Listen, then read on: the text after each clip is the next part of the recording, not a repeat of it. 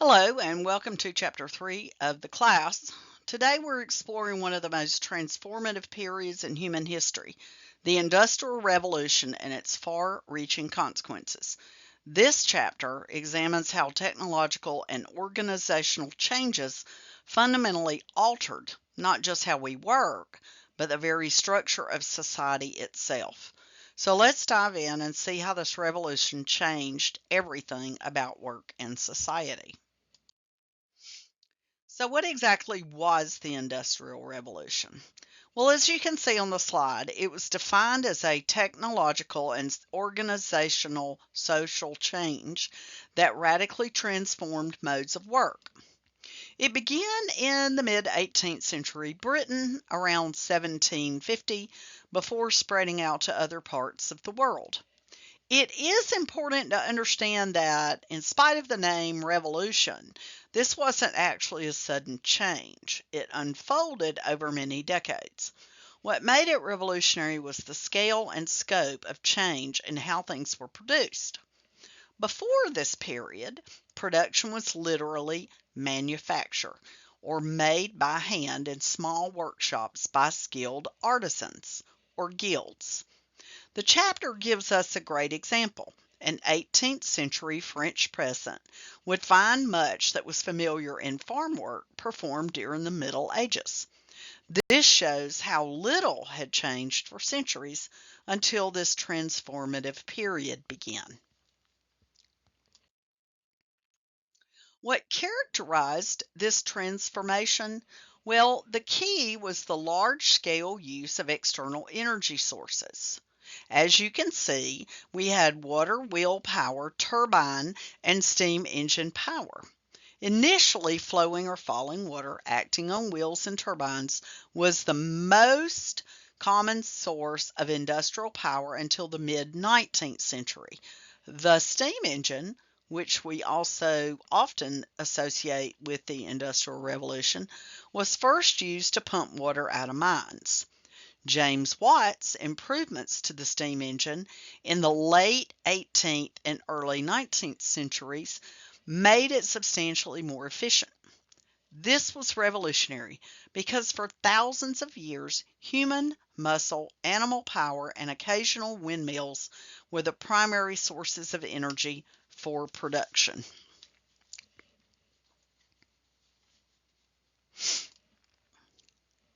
The factory emerged as a new kind of production locale because these new power sources needed to be centralized.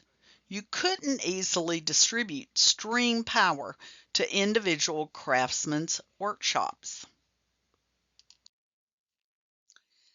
This shift to large-scale production had profound social consequences.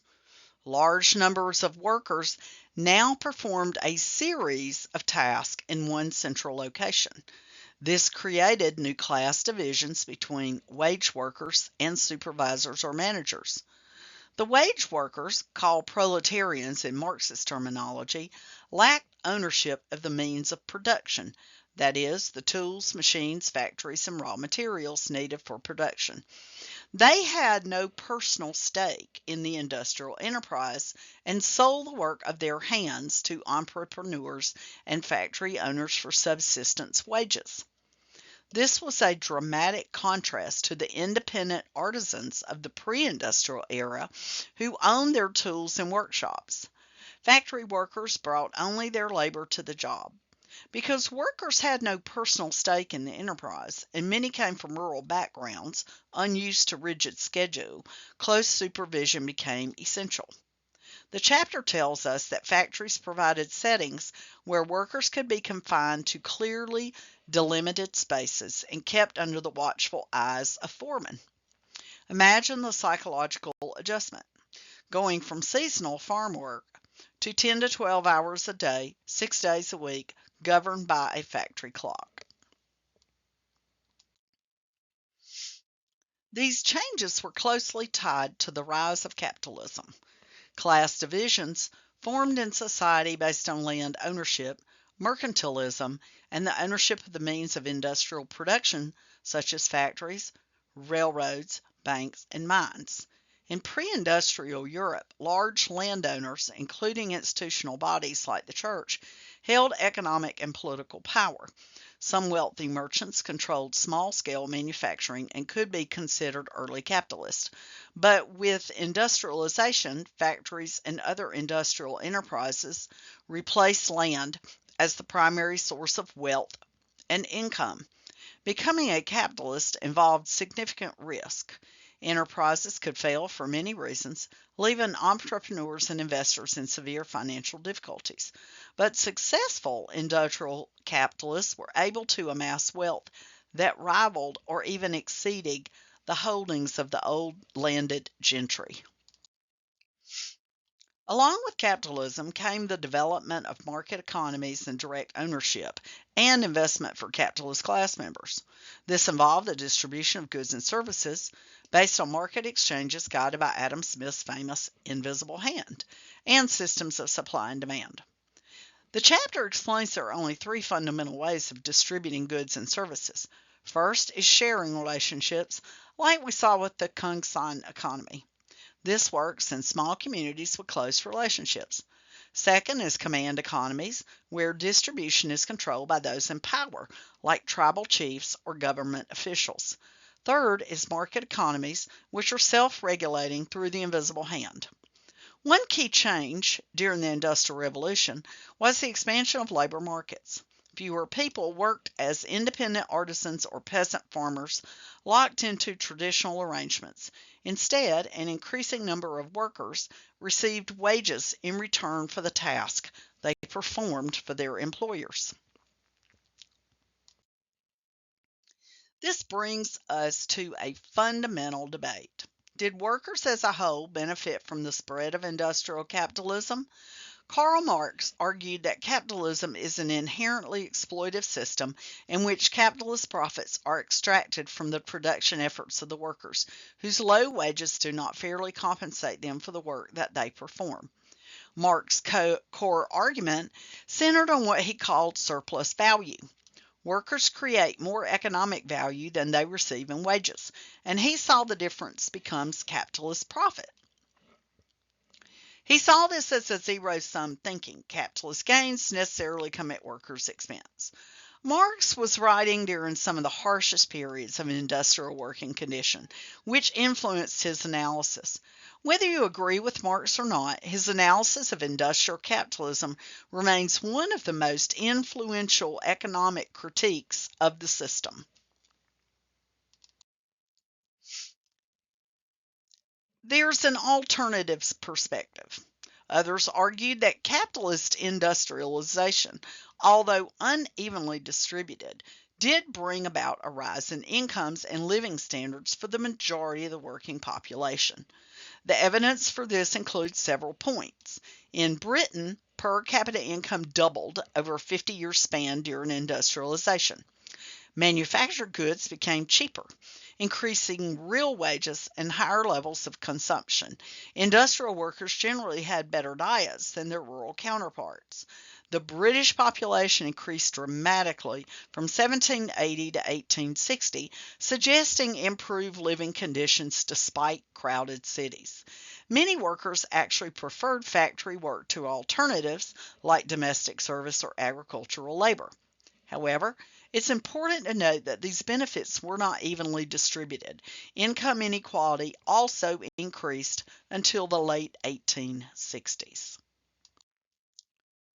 The Industrial Revolution also brought significant changes for women. We saw significant numbers of women move from unpaid work in household settings into paid employment. However, the low wages paid to women workers drove down employment costs for employers. Employers often demonstrated paternalistic attitude toward women workers, housing young women in company dormitories with strict supervision, but also providing cultural activities. Gender-based occupational segregation held women in poorly paid, low-skilled jobs, though this often reflected male workers appropriating jobs with more advanced technology rather than the actual skill differences.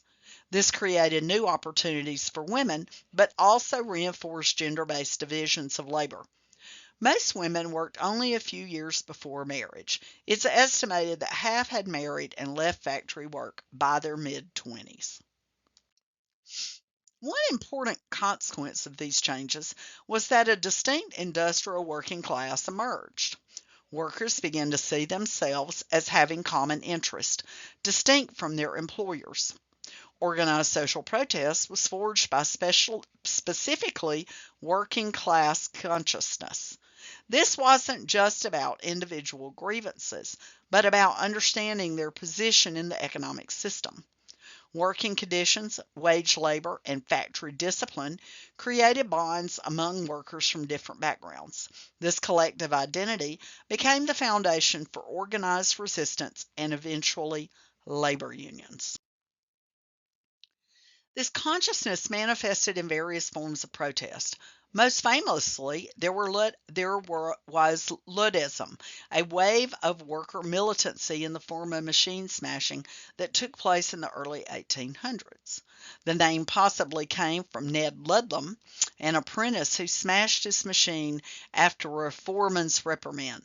While Luddite attacks are often portrayed as attempts to prevent the spread of labor-replacing machines, machine breaking was also an extreme example of collective protest against low wages and poor working conditions. The movement was eventually put down through military force, executions, imprisonment, and exile to Australian penal colonies. Workers also turned to unionization as large industrial enterprises emerged, finding they could organize more effectively for collective bargaining. The Luddite spirit, concerns about technology's negative consequences, actually persist today. The workplace resistance and worker hostility we just discussed led to new approaches to management. This brings us to the work of Frederick W. Taylor and scientific management practices. The industrial environment of the late 1800s and early 1900s was turbulent. There was intense hostility between labor and management, reflected in strikes that sometimes turned violent, industrial sabotage, and workers' deliberate working slowly, what Taylor called systematic soldiering. Taylor came from a well-to-do Philadelphia Quaker family, but worked in steel mills and became an engineer through experience and self-study. He believed all of this conflict could be avoided if both workers and employers adopted production methods that substantially improved productivity. His idea was that both sides could get a big slice of a large pie instead of fighting over a smaller one. Taylor sought to reduce labor management conflict by helping workers and employers adopt production methods that substantially improved productivity through time and motion studies and scientific management principles. His methods involved carefully observing workers, breaking their tasks down into basic components, and using a stopwatch to precisely time each action. Engineers would then determine the optimal way to perform each task, and workers would follow instructions exactly. The famous example in the chapter involves Schmidt, an unskilled worker. Taylor promised him higher wages in exchange for complete obedience to expert instructions. Schmidt increased from carrying 12.5 tons to 47.5 tons of pig iron per day and received his promised higher wage. Taylor believed scientific management could be applied to all social activities: homes, farms, churches, universities, and government.